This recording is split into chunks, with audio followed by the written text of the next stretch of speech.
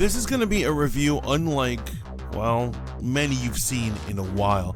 I'm sorry, Mandalorian, but you were forcing me to do this. Welcome to Voice of the Fat Mantis, and we need to talk that I need to mellow out. Because I have many, oh so many emotions about episode 6 of season 3 of The Mandalorian, entitled Jumping the Shark.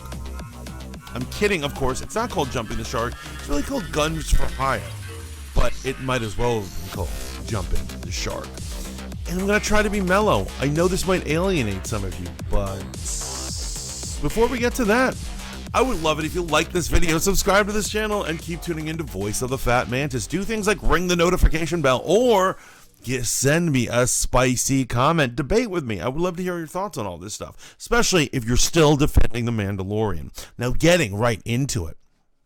What disgusted me so much about this episode? Now, was it the strange alien kiss between a Quarren, those are the tentacle face guys, and a Mon Calamari at the beginning of the No, we've seen that before. Was it the jarring, strange, comical, completely taken out of a story appearances of both Lizzo, the pop star, and Jack Black?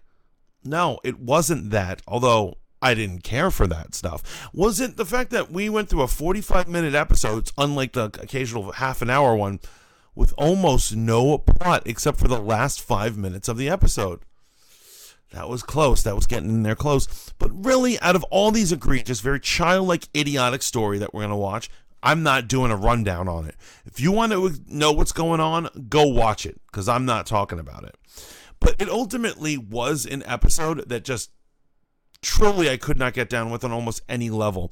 Pretty much as soon as our characters entered the city, the Dome City, it really just went down hard. Side story that ultimately had no payoffs, went nowhere, and just felt like it wasted your time. It was a yawn fest that I didn't even really want to complete, which is why the thing that really pissed me off about the episode made me even more angry. Now, this isn't a case of just being tired from work or something like that, because I watched it twice, both when I was tired and when I was awake. And you know what? I hated it more the second time around. What I am talking about is the final 5 minutes. Now, there are people all over Twitter, all over the internet spheres, or whatever we call them, defending this thing because they think the story just goes on. They're like, it's common fare, everything's all good. What happens is bo-katan and Mando and Baby Yoda meet up with the Mandalorians that stole her ships and ran off, the ones who were once under command of her. We get to see her old crew, including Sasha Banks and the actual Mandalorian commander known as Axe Woves. And they're all drinking, hanging out in a field, just minding their own business, and she has a confrontation between Axe Woves. What happens is a 5-minute combat, which is pretty awesome. It could have been more intense, but she defeats him in single combat, holds a blade to his throat, and says, "I'm taking my army back." Then he says, "How do we expect you to be a leader? You can't even fight Din Djarin for what we know is yours, the Dark Saber." Then literally stands up, basically says, "I dropped this once, and she picked it up. So technically, that makes this hers." And he hands her the lightsaber. At the end, the Dark Saber ends up being in her possession.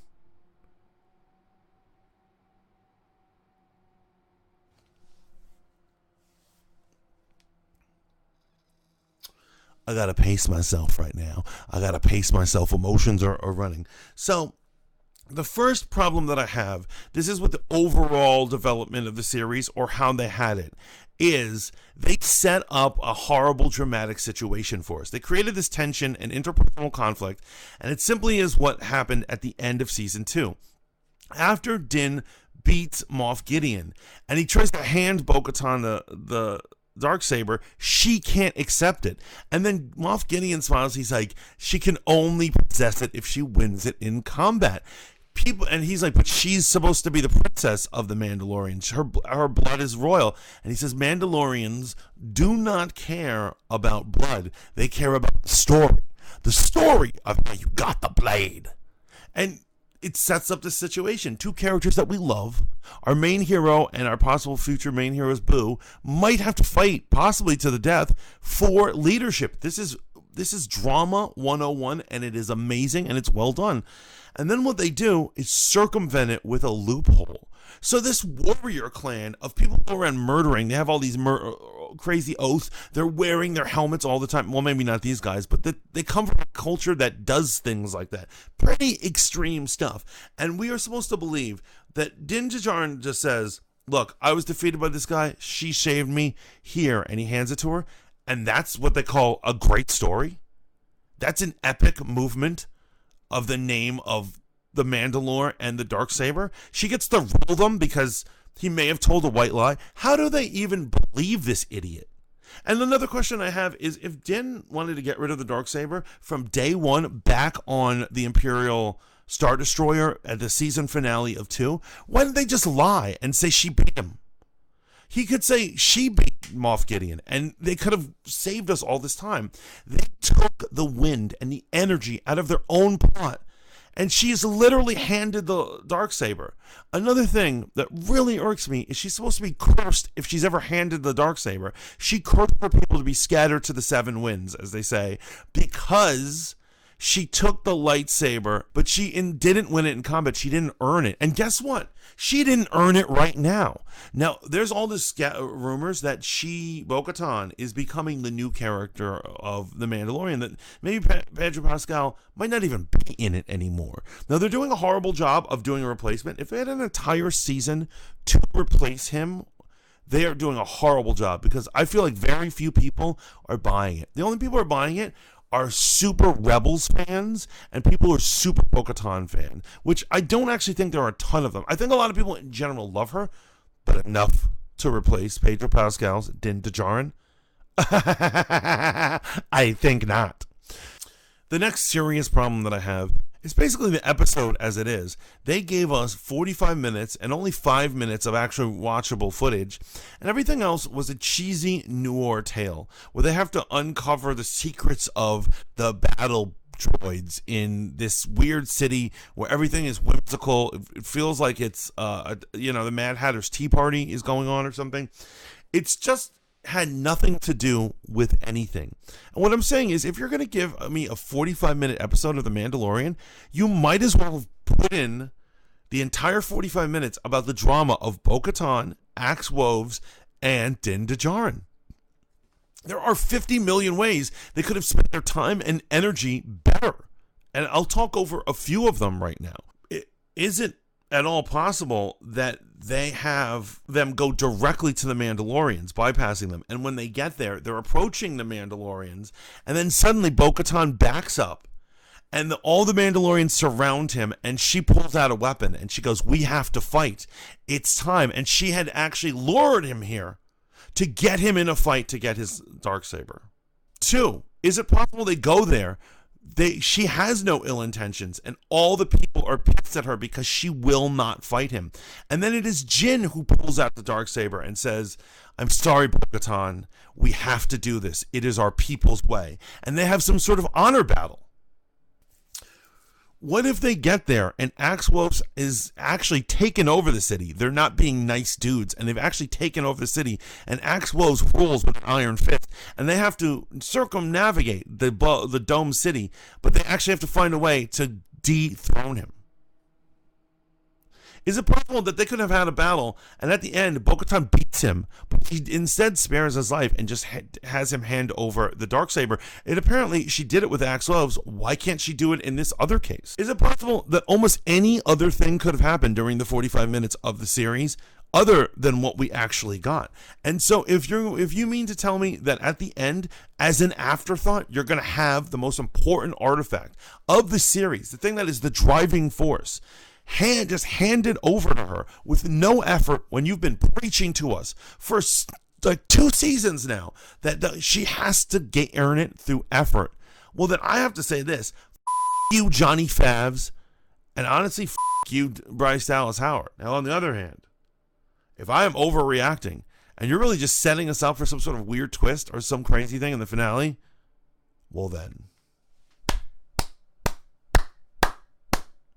However, if this is not the case, I can't honor you. I can't have your back. I am, of course, going to cover the last two, and I might do it begrudgingly. You might not see Happy Mantis at the end of this whole thing. However, I will, as I have an honor bound to you, to finish out this season. However, if they don't have twists, turns that are actually satisfying, I don't know what I'm going to do, because I can't continue down this way. What it is that The Mandalorian was an important gem in Star Wars' crown. Actually, it's not an important gem, it's the most important gem that there is. Why do I say such a crazy thing? Well, it's because Star Wars, yeah, we all know it, is a dying franchise. They can't seem to get any new movies going. The last couple of movies, everybody seems to have hated. They haven't really liked a movie since Rogue One. Everyone is debating about what is canon or what is good. You have high-profile, celebrity-driven, amazing ideas for shows like Obi-Wan. You bring back the original guy who's playing Obi-Wan, and you make it bad to the point where nobody likes you. You make it so bad to the point where we're scouring the internet to find visual artists who are rewriting and re-editing it in hopes that there's some version of it that might actually be good. This is how bad Star Wars is at producing things. And it makes sense why Disney is crashing under the sheer weight of incompetence in all their fields, including Star Wars. Now, it breaks my heart to say this. I am straight up a Star Wars freaking fanboy. I sleep with the lightsaber. Oh, I hug that. Oh, yeah, I do. Yeah, I do. I absolutely love it. And right now, I've been giving The Mandalorian the benefit of the doubt this entire time. The entire time I've been giving it. But let's face it, we all know this season the writing has not been good. Some of the stories are contrived, and they really just all feel like filler. Almost like the writer's room doesn't know what to do anymore. I've got an idea, writer's room. You could have given us one fight. It's between bo-katan and the Mandalorian. That would be pretty easy. And so right now, I'm on the verge of giving my walking papers. You know, it's like when you have that girlfriend who she has picked you off to the final thing, and you go, you know what? If she even looks at me funny, that's it. I'm leaving, man. I'm leaving. And I'm taking my DVD collection with me.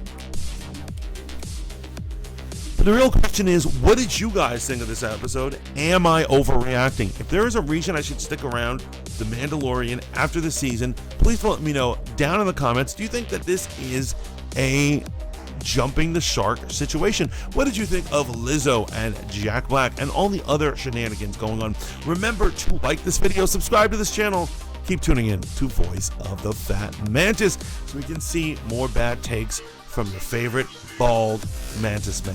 Until next time, may the Force be with you.